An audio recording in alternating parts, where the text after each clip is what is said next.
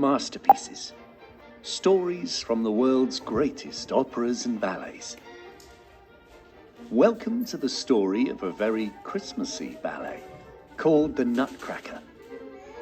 It's all about a little girl called Clara and her adventures one magical, snowy Christmas Eve.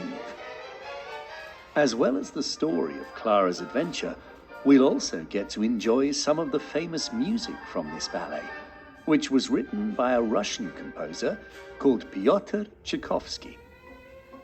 Tchaikovsky is probably best known for writing operas and ballets, and his three most famous fairy tale ballets are still performed all around the world today: Swan Lake, The Sleeping Beauty, and everyone's favorite Christmas ballet, The Nutcracker.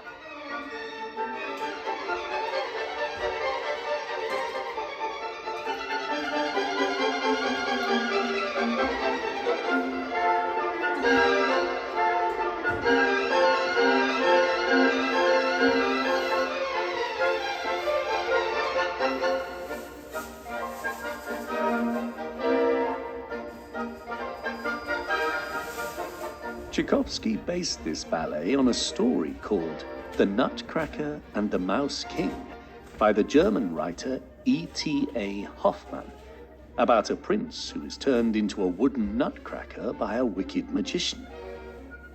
At a Christmas Eve party, the enchanted nutcracker is given as a present to Clara by her mysterious godfather, Mr. Drosselmeyer. It's the start of a magical Christmas Eve for Clara, full of wonder and adventure. The Nutcracker is a sparkling winter ballet, full of enchantment, Christmas gifts, magical dancing dolls, good fairies, some danger and excitement, and of course a beautiful twinkling Christmas tree. So settle in, and let's begin our story.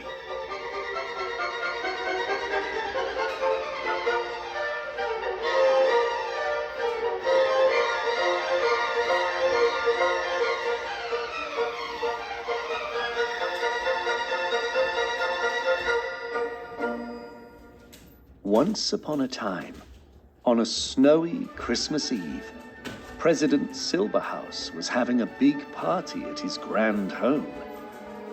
The house had been beautifully decorated, and it was full of hustle, bustle, and festive excitement. The president's children, Clara and Fritz, were waiting in the parlor with their friends, desperately trying to catch a glimpse of the colorful parcels piled high under the Christmas tree waiting in the big hall, as the grown-up guests opened and closed the door behind them. The children were excitedly guessing what presents they might be receiving. Quick, Clara! The door's opening. What can you see? How many presents are under the tree? I couldn't see a thing. There's so many people in the way. The tree looks beautiful, though. They've lit the candles now. But what about the presents? Oh, I wish they'd hurry up and let us in. I can't wait anymore. I'm too excited. At that moment, the clock in the hall began to strike 9.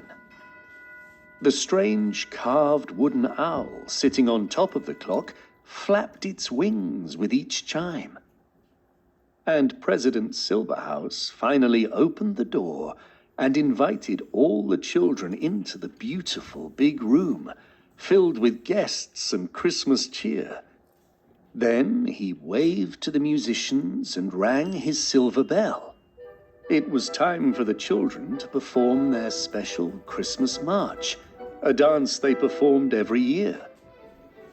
As the children danced, the guests laughed and clapped and joined in. And even elderly grandparents swayed in time to the music.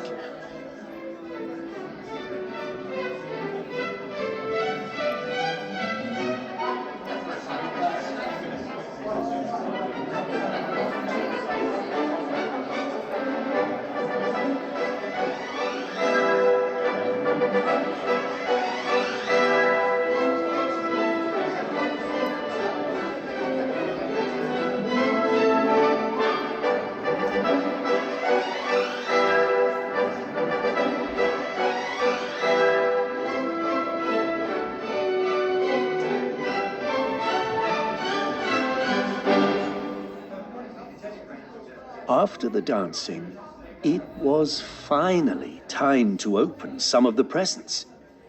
Children cheered and clapped as they eagerly tore open the colourful packages beneath the glittering tree, holding up the items within.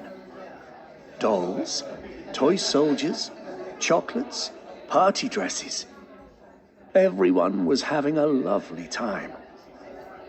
As the festivities continued, outside the snow kept on falling softly, and the garden turned into a silent, white winter wonderland.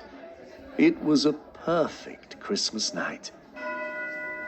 As if by magic, as the owl clock in the hall struck 10, the children's godfather, Mr. Drosselmeyer, appeared, his long black coat swishing and swaying as he made his way through the crowded room towards Clara and Fritz. They greeted him with great excitement, because they were fond of Drosselmeyer, and he was an inventor, whose presents were always very unusual and a lot of fun. Merry Christmas, sir. Well, hello there, my little soldier.